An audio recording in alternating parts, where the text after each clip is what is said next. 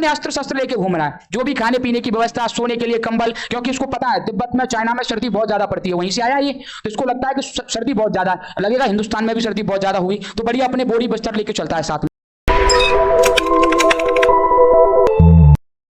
मैंने कहा किस शासक के समय काल में फायान प्रवेश करता है भारत में?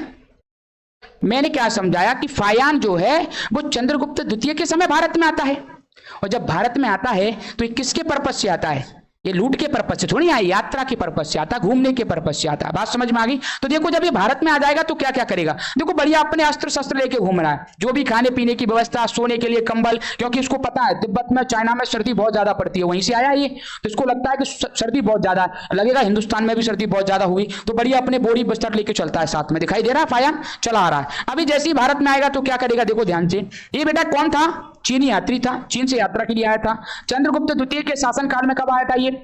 दोनों ही बातें बहुत इंपॉर्टेंट है। मूल नाम इसका कुंड था। पुस्तक फ्यो क्यों की, अरे फो क्यों की, इसकी किताब का नाम है।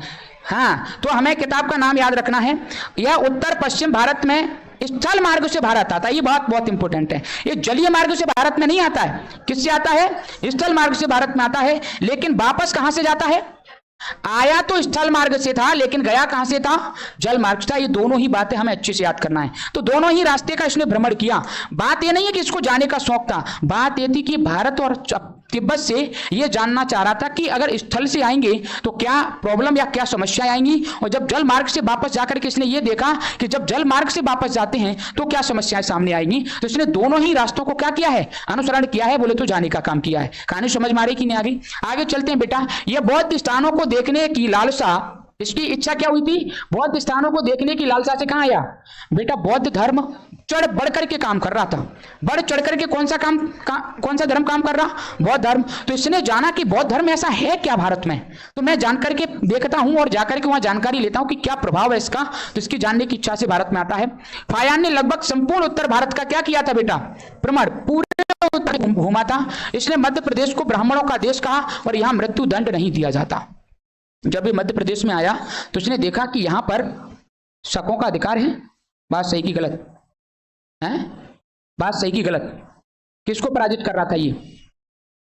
हाँ, यहां इसने जब आकर के देखा कि किसका राजवंश चल रहा है, हमने ब्राह्मण वंश पढ़ा, ब्राह्मण जाति, तमाम वंश मैंने पढ़ाई, तो इसमें से आपने देखा कि काफी वंश हर जगह पर अलग अलग काम कर रहे हैं।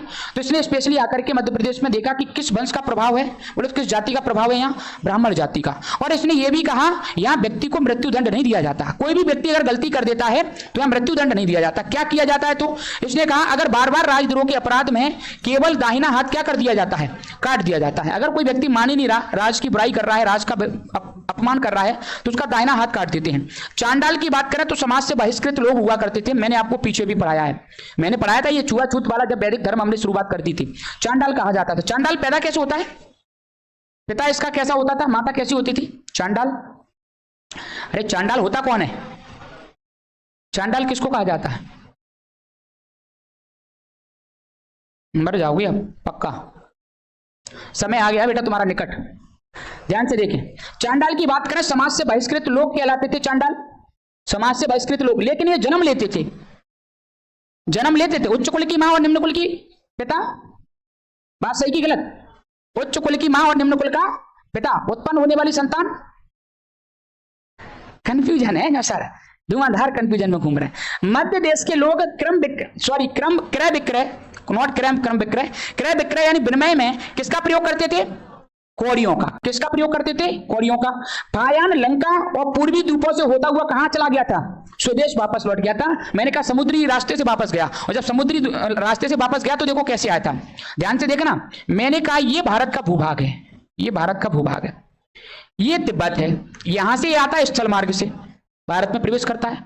उत्तरी भूभाग पर इसने क्या किया? पूरा भ्रमण किया है, खूब अच्छे से घुमा है।